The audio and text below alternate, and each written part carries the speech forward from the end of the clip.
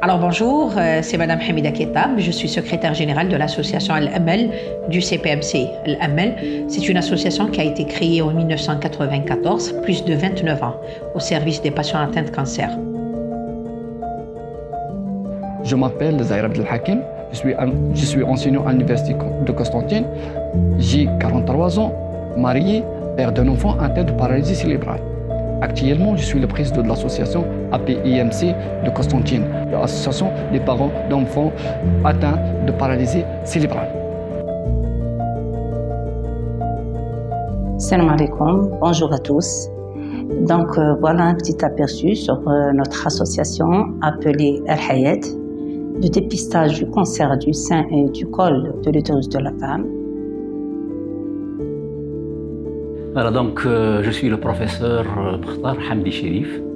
Je suis président donc, de l'association An-Nour d'aide aux malades atteints de cancer. Et le fruit, donc, le fruit de mon engagement donc, humanitaire, lié à donc, un événement personnel, a fait que avec l'association que je dirigeais, mettre en place une maison d'accueil des parents et des patients. Cette maison donc a ouvert donc en 2014 avec l'ouverture du centre de lutte contre le cancer. Et résultat, donc de 2014 à aujourd'hui, on a fait le bonheur de 12 000 malades. 12 000 malades, avec une durée moyenne de séjour de 35 jours. Des malades qui viennent de toutes les wilayas et qui trouvent leur confort. Ces malades, quand le service de radiothérapie les appelle pour leur dire donc, ça y est, votre rendez-vous, c'est bon. Vous allez venir demain ou après-demain pour commencer vos séances de radiothérapie. Les séances de radiothérapie donc, varient de 15 à 35 à 40 séances. Alors, la malade ou le malade, surtout, va pleurer. Pourquoi il va pleurer? C'est vrai, bon, j'ai décroché un rendez-vous, mais c'est une malade qui habite dans les montagnes, dans une autre wilaya, très loin, etc. Où est-ce que je veux rester pendant toutes ces séances? Elle vient ici, on lui fait donc le traçage, elle commence la radiothérapie, on lui dit, vous descendez les escaliers, vous trouverez une maison d'accueil. Elle vient au niveau de la maison d'accueil, elle est là, elle passe son séjour, et après son séjour, elle sort aussi, en pleurant.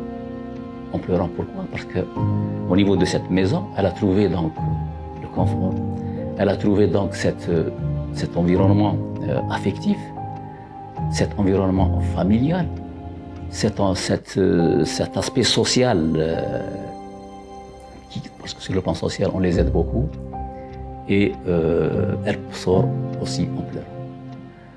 Pourquoi cette maison des parents et des patients? D'abord l'idée. L'idée est venue à partir d'un drame donc, que j'ai vécu. Donc, j'avais ma femme qui avait donc un cancer qui était cancer parmi les cancers les plus graves, et donc qui nécessitait dans son protocole thérapeutique des soins donc, de chimiothérapie, de radiothérapie. Pendant la décennie 2010, il n'y avait pas de centre de lutte contre le cancer à Sétif. Donc on était obligé de partir à Alger 2 fois par semaine, 3 fois par semaine, avec le trajet, la route, les problèmes, la souffrance. Et ce qu'on voyait là-bas aussi, les malades qui venaient de très loin et ne trouvaient pas donc un refuge. Parfois on voyait des malades dormir sur des cartons par terre. Et ma femme, qui était aussi médecin, me disait pourquoi il n'y a pas un endroit où rester avec toute cette souffrance.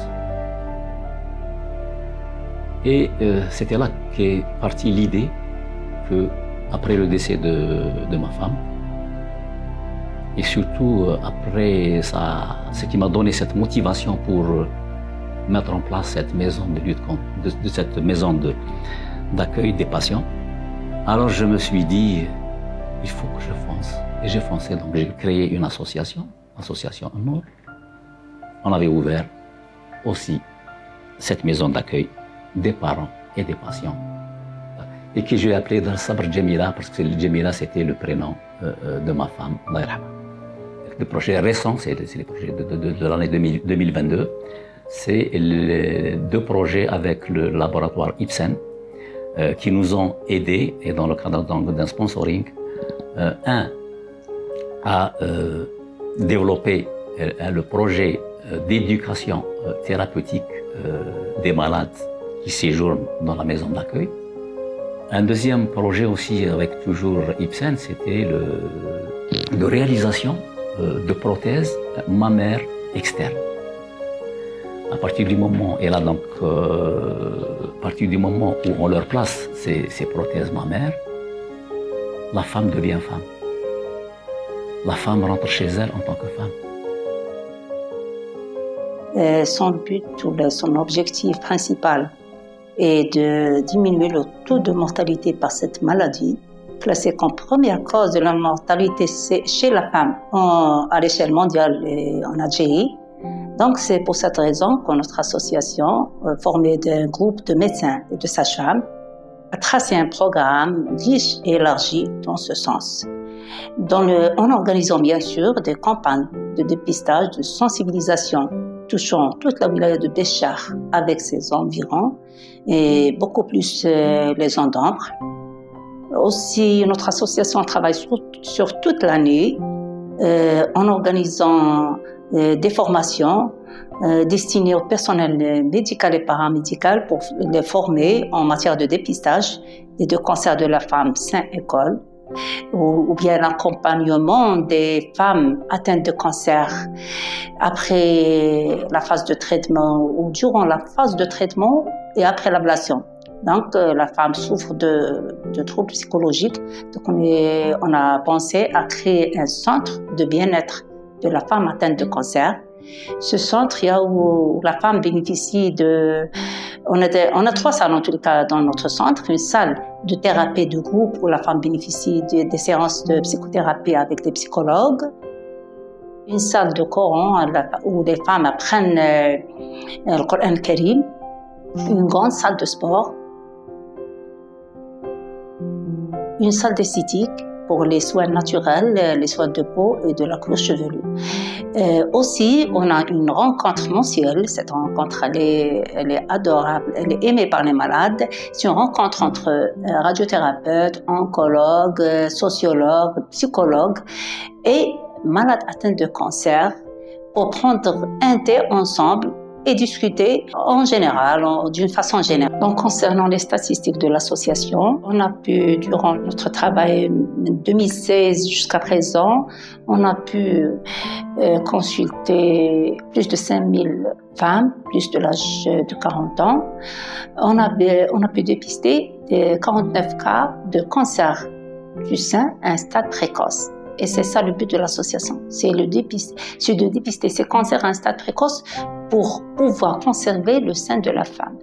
Et 19 cas de cancer de l'utérus, donc c'est toujours des stades précoces et l'objectif, donc avec de peu, toujours je dis et le redis, avec le peu de moyens, on a pu faire quelque chose, on estimera continuer dans ce sens avec bien sûr l'aide de tout le monde. Et merci.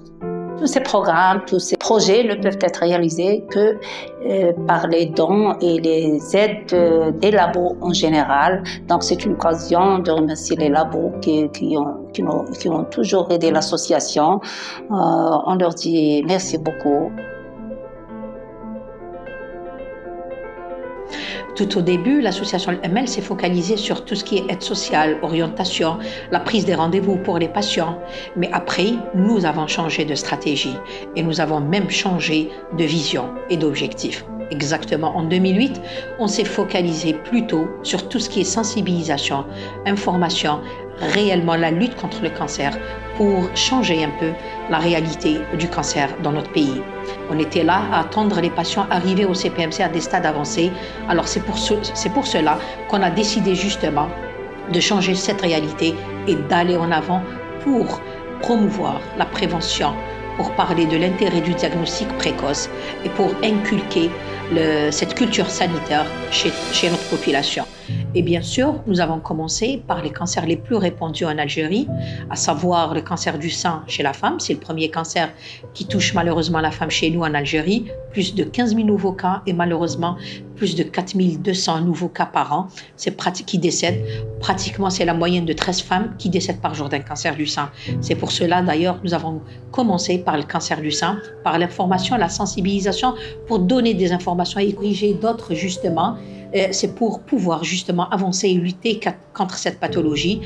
Alors l'association travaille pas seulement sur cette pathologie qui est le cancer du sein, mais sur d'autres pathologies. Nous avons lancé une première campagne de sensibilisation sur le cancer de la prostate. Comme vous le savez, le cancer de la prostate est malheureusement, comme il était le sein, un tabou. On n'en parle jamais et les hommes malheureusement arrivent à des stades avancés au centre de traitement.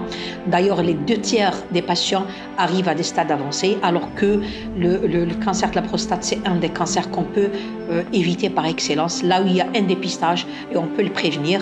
Mais parce que faute justement d'information et de sensibilisation, on continue à accueillir les hommes, les patients atteints à des stades vraiment avancés. C'est pour cela que nous avons décidé justement, exactement il y a 2 ans de cela, de mener une autre campagne sur ce front, la lutte contre le cancer de la prostate.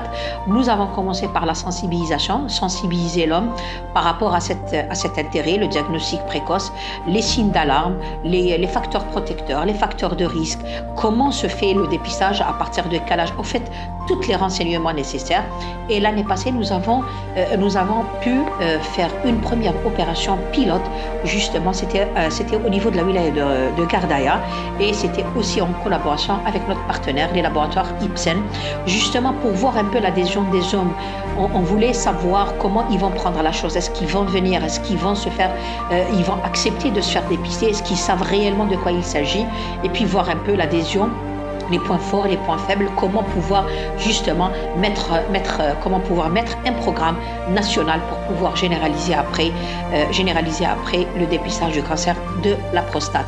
Alors nous avons fait la première opération et nous avons reçu beaucoup de demandes qui sont venues justement se faire dépister. C'était extraordinaire comme première opération, sans oublier nos anges et les enfants atteints de cancer. L'association Al-Amal, elle a tout un volet sur les cancers pédiatriques. D'ailleurs, nous organisons chaque année une grande réception pour honorer les enfants atteints de cancer lauréats aux examens de fin d'année, à savoir le bac, le BEM et le 5e, parce que vraiment, c'est un signe d'un grand courage, justement, qu'ils réussissent leur examen pendant, justement, ces traitements très lourds. Au fait, voilà, depuis 1994, 29 ans, plus de 29 ans, parce que c'était le 14 mars, plus de 29 ans. Inch'Allah, nous espérons continuer justement sur cette ligne pour toujours mieux servir nos patients, Inch'Allah, et pour lutter contre ce cancer, et pour qu'un jour, Inch'Allah, on aura, Inch'Allah, gain de cause, bi'idhnillah. Merci. Aujourd'hui, la paralysie cérébrale se traduit en ensemble de troubles moteurs, d'une légère difficulté à marcher à une paralysie totale des 4 membres. Il peut aussi générer des problèmes sensoriels ou cognitifs. D'après les statistiques, 1 sur 3 enfants ne peut pas marcher, 1 sur 4 enfants ne peut pas parler, 1 sur 2 enfants a un retard mental. Donc, le suivi médical et paramédical est important pendant toute la croissance de l'enfant pour limiter les complications. Et le poids de la prise en charge sur une seule personne ou une seule famille est très lourd. وهذا ما عشنا نحن كأولياء. وجدنا هذا الطفل في حاجة إلى عدة أطباء مختصين، في حاجة إلى حصص إعادة تأهيل، في حاجة إلى حصص الدعم النفسي والأورتوفونيا. ولذلك تكونت لدينا فكرة لإنشاء هذه الجمعية حتى نكونوا متضامنين متحدين فيما بيناتنا لحمل ثقل هذا التكفل. وانشأنا جمعية المسماة بجمعية أولياء أطفال الشلل الدماغي لولاية قسنطينة. APIMC de Constantine. Depuis sa création de l'association, nous réalisons périodiquement des activités de sensibilisation au niveau du CHU de Constantine, les polycliniques, la CNAS.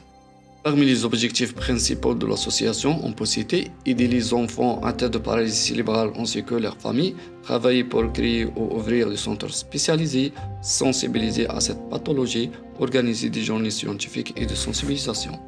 Pour l'avenir, on prépare une journée médicale internationale et invite des médecins experts dans ce domaine pour les formations, les diagnostics et aussi les interventions chirurgicales.